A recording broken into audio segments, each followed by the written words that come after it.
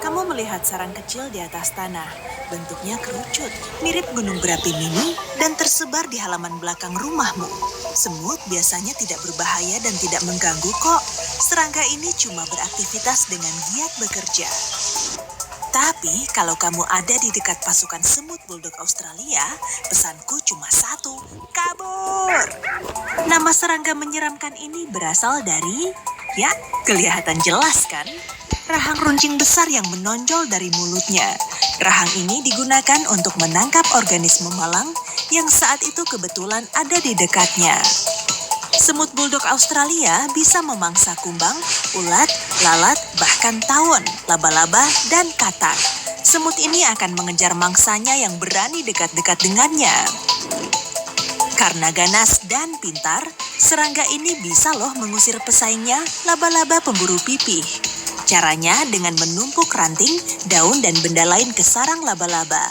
Si arachnida pun harus menjauh, meninggalkan banyak sumber makanan untuk para semut. Oke, yuk kita telisik anatomi semut ini lebih mendalam, karena bukan cuma rahangnya yang perlu kita waspadai. Rahang ini berfungsi untuk memegang makanan, musuh, atau kulitmu, sekaligus menyuntikkan sengat yang sangat berbisa. Sengatannya ini berbeda dari sengatan lebah loh, yang sekali cus langsung beres, tapi berkali-kali. Dan bagi sesama semut tidak membahayakan kok. Jadi kamu perlu menghindari sengatannya, bukan gigitannya. Meski begitu, gigitannya juga lumayan sakit sih. Saat merasakan bahaya, ia akan melepaskan bahan kimia ke udara untuk memperingatkan semut lain. Kalau kamu tak sengaja menginjakan kaki di dekat koloninya, seluruh pasukan semut akan keluar dan memburumu. Belum cukup sampai di situ loh, penglihatannya super tajam, gerakannya cepat, dan bisa melompat. Untuk ukuran semut, tubuhnya juga bongsor, kira-kira sepanjang batang korek api. Udah, jauh-jauh aja deh dari semut ini. Jangan cuma fokus ke bawah aja saat kamu mencoba mengantisipasi bahaya. Lihat ke sekeliling. Ada lebah afrikanisasi yang datang ke arahmu. Organisme ini merupakan hasil dari eksperimen lab yang gagal total. Jadi, semuanya berawal dari tahun 1950-an saat para peneliti ingin membuat lebah yang menghasilkan lebih banyak madu. Caranya dengan menyilangkan spesies lebah madu Afrika dengan lebah Eropa. Maka lahirlah lebah Frankenstein ganas yang lebih agresif dan defensif dibanding spesies lain. Sebetulnya eksperimen awalnya berjalan dengan mulus, tapi suatu hari karena insiden di laboratorium, lebih dari 20 koloni monster terbang ini kabur, kemudian menyebar ke seluruh Amerika Selatan dan sampai ke bagian utaranya. Banyak yang bilang lebah afrikanisasi tidak suka sarangnya didekati manusia sampai jarak 4,5 meter atau setengah panjang bus. Untuk melindungi sarangnya, kawanan lebah ini akan keluar, pakai keroyokan pastinya. Sekitar 10.000 lebah yang sedang marah akan terbang ke arah si penyusup, mengejarnya hingga sejauh 4 kali panjang lapangan sepak bola. Kalau kamu dikejar lebah ini, semoga kamu tetap strong deh. Ada juga lebah besar yang tak kalah menyeramkan, tawon raksasa Asia. Ukurannya paling besar hingga sebesar jempol tangan dan 20 kali lebih besar dari lebah madu biasa. Tawon ini memangsa lebah madu, tawon lain, belalang sembah, dan bahkan sesamanya. Kecepatan terbangnya bisa mencapai 40 km per jam saat mengejar mangsa atau saat mengusir manusia pengganggu.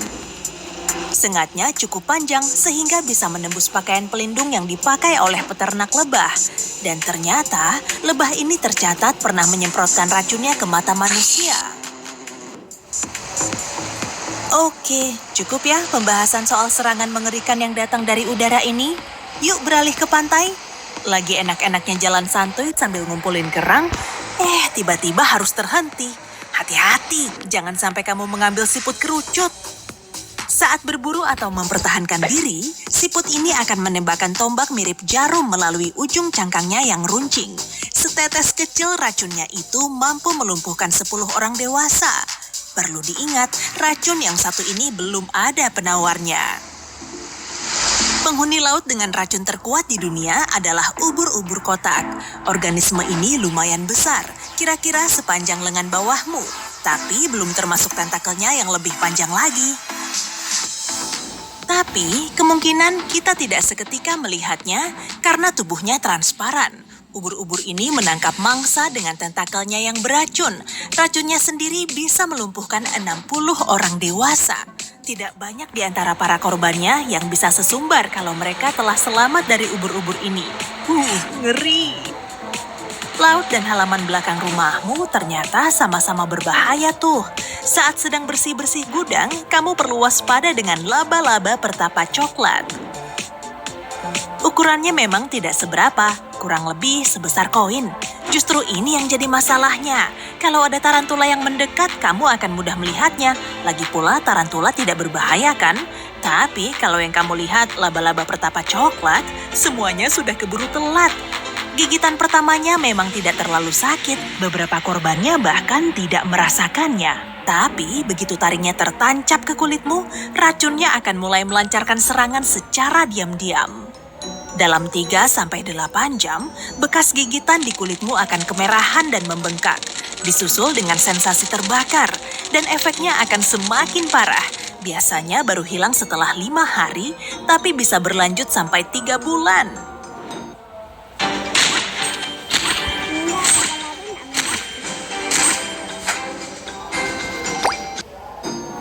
Serangga yang sering kamu temui pun bisa berbahaya loh. Contohnya, lalat yang terbang di sekitar dapur.